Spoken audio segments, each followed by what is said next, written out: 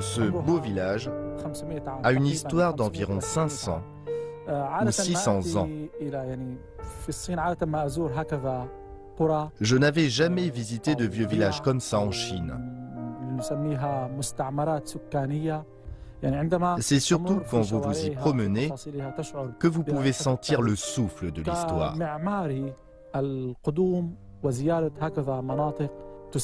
Visiter ces vieux bâtiments, cela peut m'aider beaucoup dans mes travaux d'architecte et d'enseignant.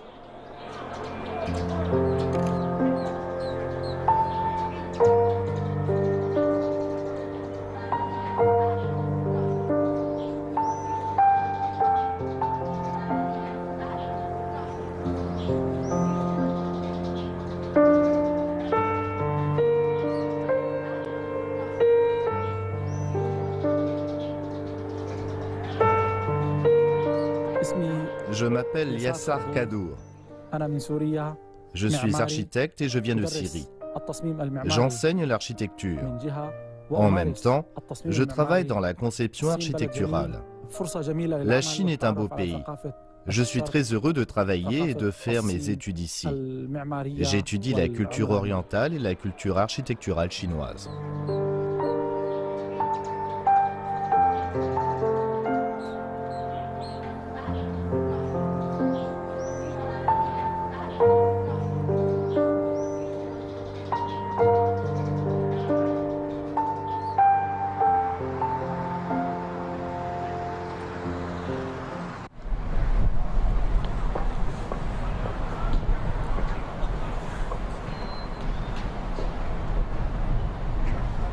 C'est un grand espace, mais c'est beau et ça suffit. Voilà la différence. Ils ont construit la chambre familiale et après, il y a la salle de séjour. Le salon et la salle de réception et ce qu'ils ont construit ici, c'est la salle de séjour. Voici un plan topographique à l'échelle 1/50e. Quand j'enseigne à mes étudiants, au début, je leur donne quelques conseils et puis je leur demande de me faire part de leurs idées. Après, on travaille ensemble pour les développer et les améliorer jusqu'à atteindre à la perfection les objectifs ou répondre aux besoins du projet. Je ne peux pas tout apprendre à mes étudiants. Je ne peux que leur enseigner les principes. Cela veut dire que je dois les guider pour arriver au but fixé.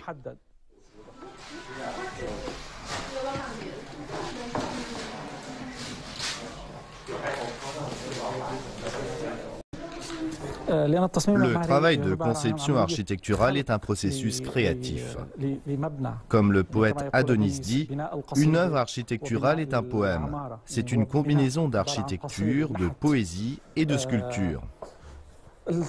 J'aime bien ce point de vue sur la conception architecturale, parce qu'il aide mes étudiants à comprendre les nouvelles informations et à explorer de nouvelles idées.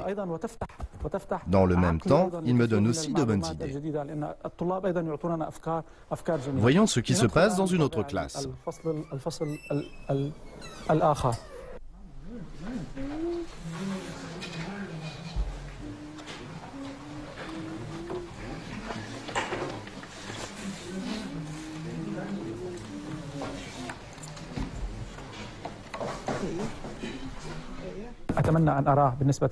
J'espère que tous mes étudiants auront la chance de devenir architectes. J'espère qu'ils pourront faire de Beijing un lieu plus beau, non seulement une ville avec un plus beau paysage nocturne, mais aussi avec un paysage coloré et harmonieux le jour.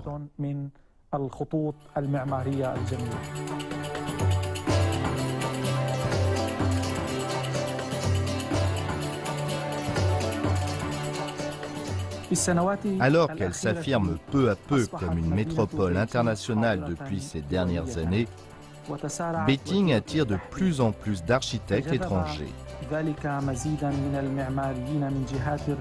Ils viennent ici pour participer à la conception des bâtiments phares de Beijing. En tant qu'architecte arabe, je souhaite me consacrer à mon travail et à mes études, ainsi que participer à nos projets.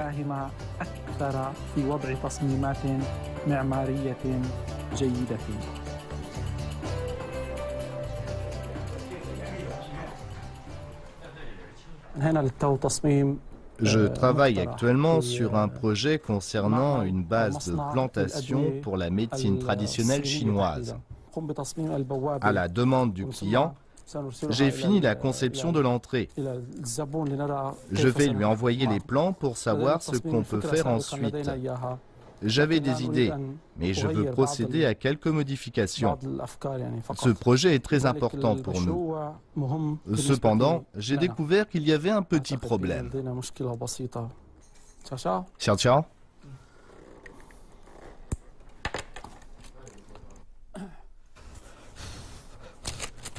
Aide-moi à modifier quelque chose, tu veux bien?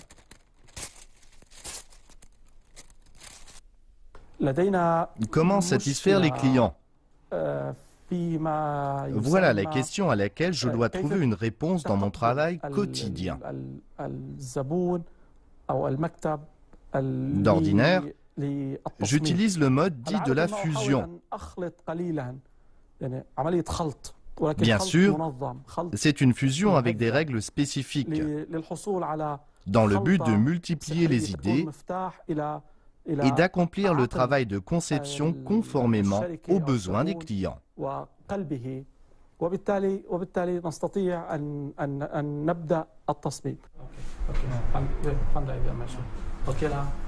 Ça va? Maintenant c'est bien. Monsieur Sun, nous avons quelque chose pour vous. Voulez-vous bien regarder ce portail?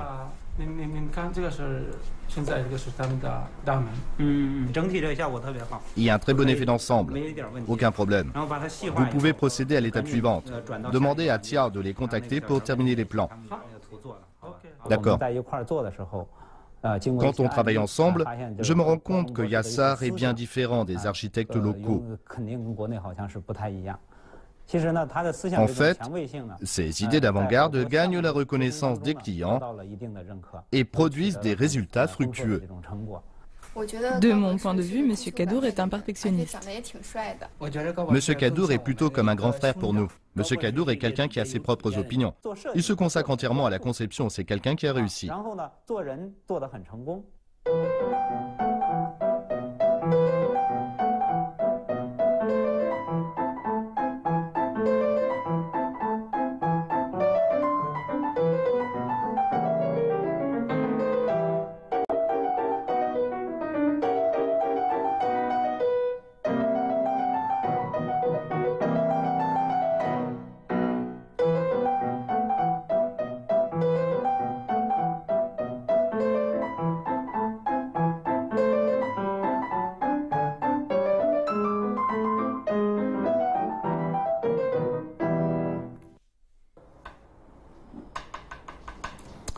Ce n'est pas un bon croquis, c'est vraiment mauvais.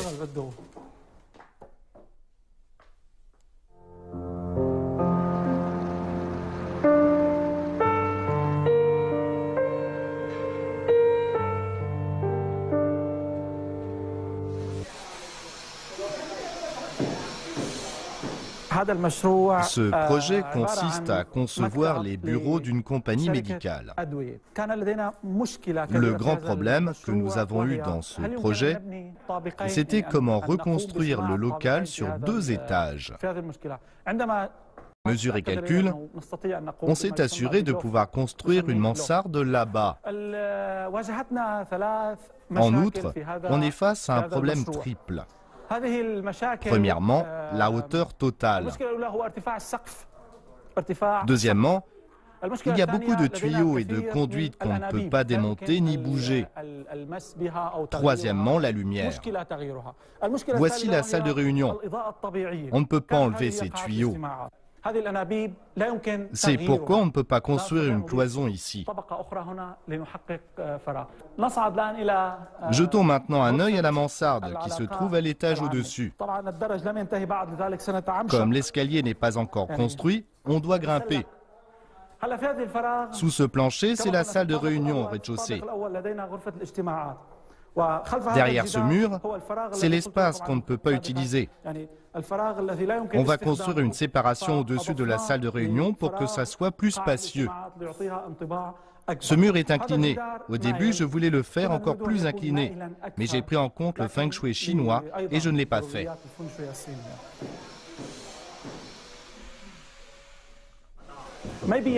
Pas la peine d'ajouter cette structure en acier. C'est la poutre. Je sais, j'avais dit pas de poutre. Non, ce n'est absolument pas nécessaire. Voilà que ça recommence. La fois dernière, j'étais très en colère parce que les ouvriers ne m'écoutaient pas.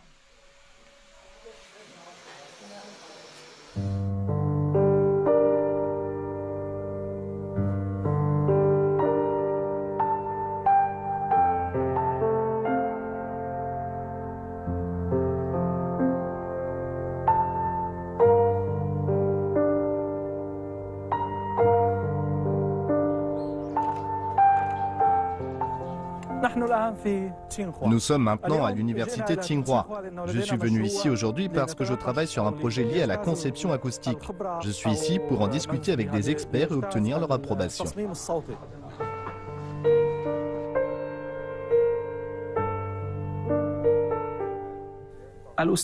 Le professeur Zhang est un expert dans ce domaine à l'université Tsinghua. Nous discutons de problèmes techniques dans le laboratoire d'acoustique.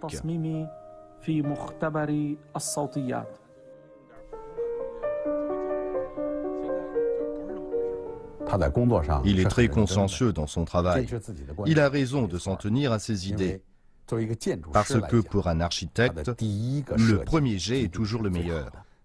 Si on lui demande de le changer encore et encore, il pourrait s'écarter de son idée originale et du coup, ce ne serait plus son projet. Un autre aspect que j'apprécie particulièrement chez Yassar, c'est qu'il aime la Chine. Je suis sûr qu'il pourra apporter sa contribution à notre pays à travers ses efforts.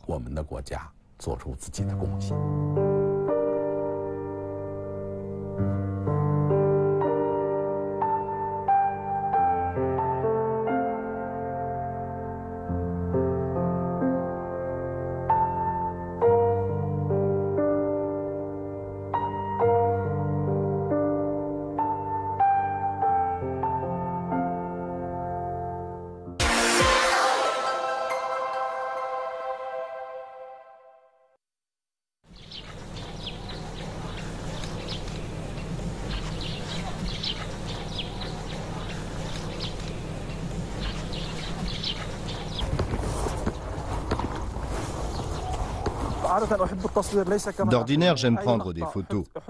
Contrairement aux autres, je prends en photo tout ce que je trouve beau. Il y a des photographes qui aiment l'aube ou le crépuscule. Il est 7h30 du matin.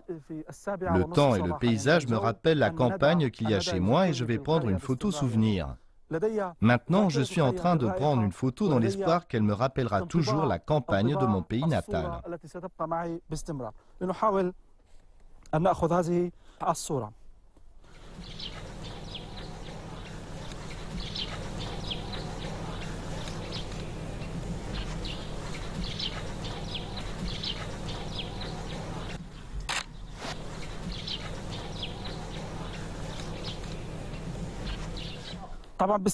Oh, la photo est ratée.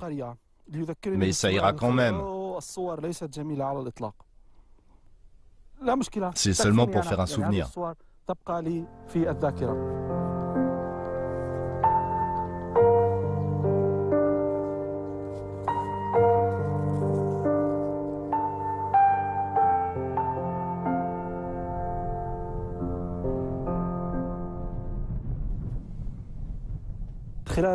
J'ai fait des recherches sur les édifices en terre battue quand j'étais à l'université Tsinghua. Voici une vieille maison abandonnée. Elle a été abandonnée par son propriétaire l'an dernier. On peut voir que la terre est le matériau de construction.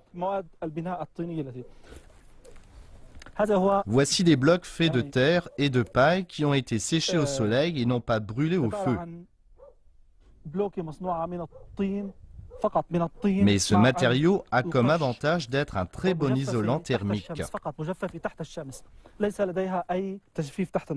Ce genre de bloc permet une protection thermique allant jusqu'à 12 heures. Après 12 heures, les températures à l'intérieur et à l'extérieur atteignent un point d'équilibre. Ici, chacun de ces blocs est vivant. Quand on les touche, ce n'est pas froid.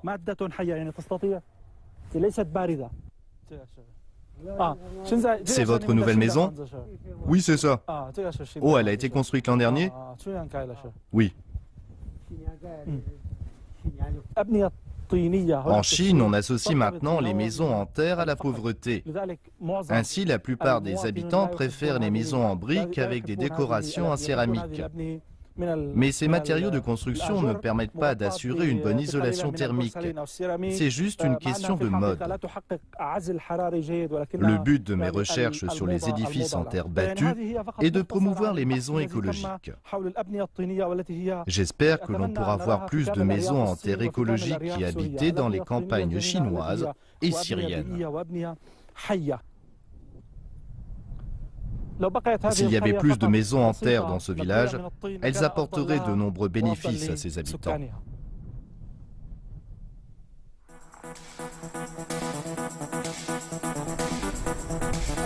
Bienvenue à Dowloon.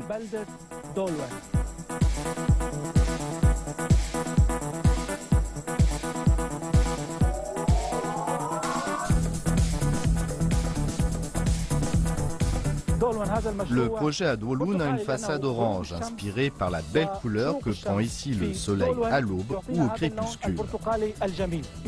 La raison pour laquelle on l'appelle la boîte, c'est qu'on a donné au bâtiment la forme d'une boîte quand on l'a conçu. C'est un symbole de stabilité et de tranquillité.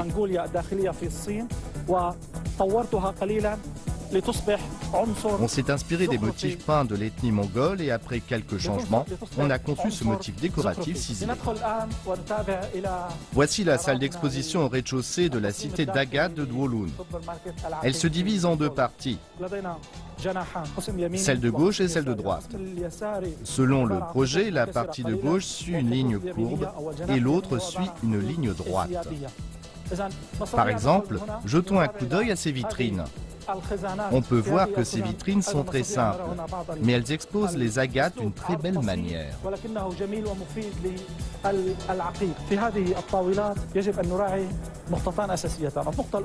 Pour ces présentoirs, il faut faire attention à deux aspects. Le premier, c'est la lumière. La lumière que l'on voit doit provenir des agates et non de l'effet de réverbération sur le verre. Deuxièmement, pour maintenir une humidité constante, on met des verres d'eau dans les vitrines. Une humidité constante permet de bien conserver les agates. La deuxième partie de ce projet est l'aménagement intérieur du pavillon de vente immobilière. D'ordinaire, quand on discute du projet, on aime seulement parler des bons côtés.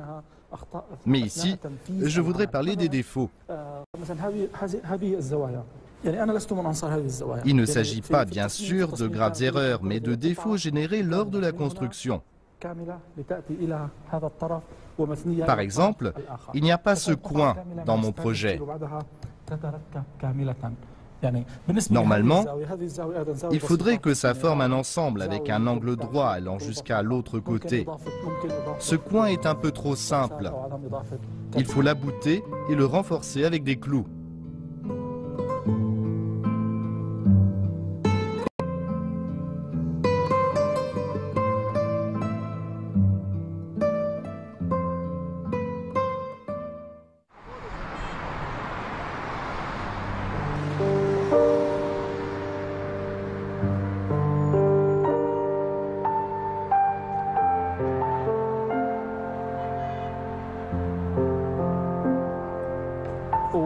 Wuhan est une belle ville avec une longue histoire.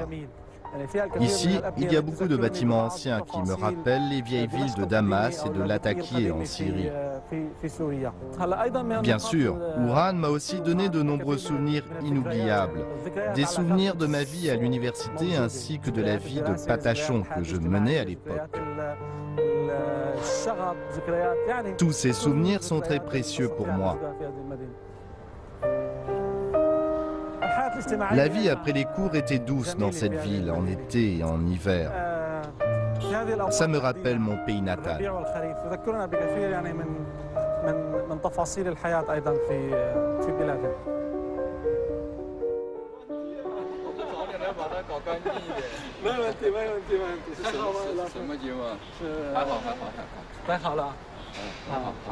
«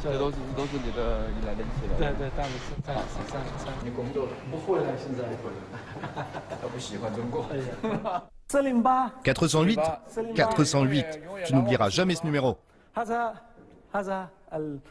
J'ai passé 5 ans dans ce laboratoire. Voici le bureau que j'occupais. Il y a encore ici des affaires à moi. Parlons du professeur Yu. Il est docteur. C'est un professeur très sévère. Quand je suis arrivé en Chine, la première fois que nous nous sommes rencontrés, il m'a dit que je pouvais choisir entre 2 chemins pour obtenir mon diplôme. Celui-ci et celui-là. L'un exige de la rigueur. L'autre consiste à se faire plaisir, à profiter de la vie et à obtenir le diplôme. J'ai choisi le premier et c'est pourquoi M. Yu a toujours été exigeant avec moi. 408. 408, j'étais dans la salle 408 la dernière fois.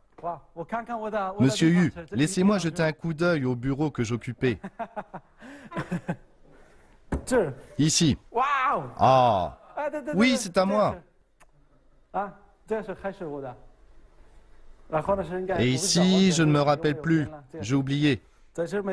Il semble qu'il y avait autre chose. Il y avait quelque chose, mais ce n'est plus là. Une statue. Oui, une statue. J'ai le cœur qui palpite. Monsieur Yu, s'il vous plaît.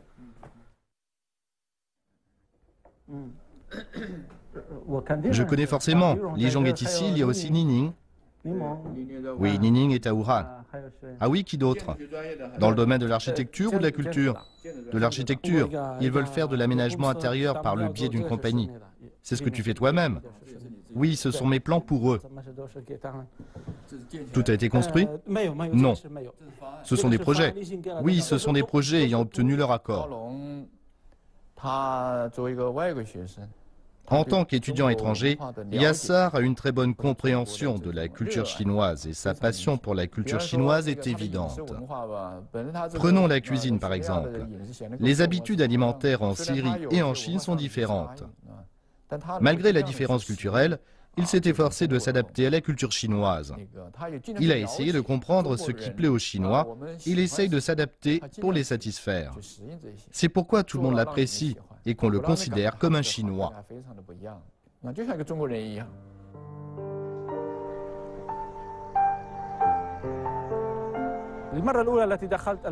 La première fois que je suis venu à Wuhan, quand mon avion a atterri à l'aéroport de Wuhan, j'ai naturellement considéré Wuhan comme mon chez-moi en Chine. Quand on me demandait d'où je venais, je répondais que j'étais de Wuhan. Je pouvais même bavarder avec l'accent de Wuhan. Je me rappelle qu'après l'obtention de mon diplôme, la première fois que je suis revenu à mon université, la première chose que j'ai faite le matin, c'était de manger un bol de nouilles à la sauce de sésame dans un restaurant local de Wuhan.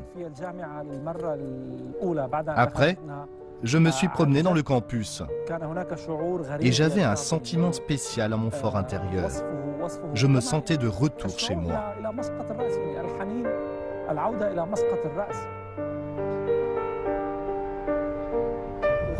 La ville de Wuhan m'a donné une impression profonde. Elle regorge d'eau et est verdoyante. L'accent de Wuhan ressemble beaucoup à celui de Jableh, une petite ville syrienne au bord de la Méditerranée.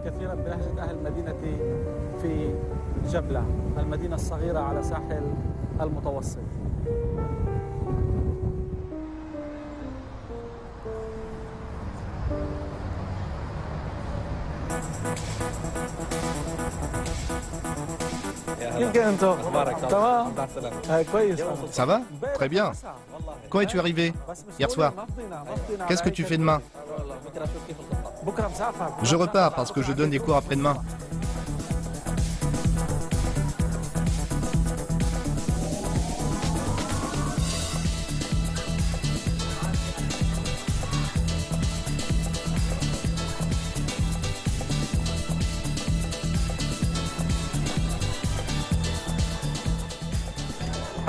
Les petits encas à Wuhan sont très épicés.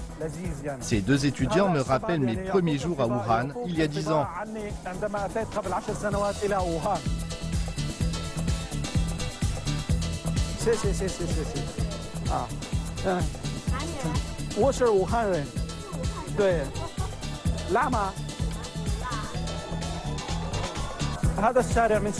À cette époque, je me promenais souvent dans cette rue, les choses bon marché.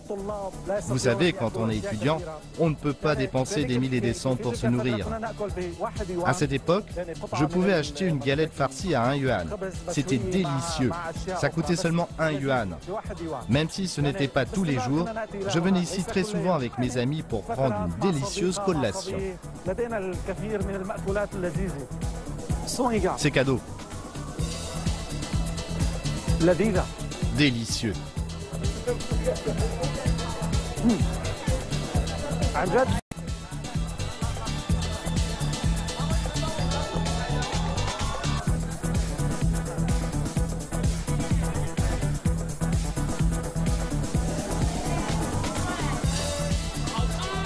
C'est bon.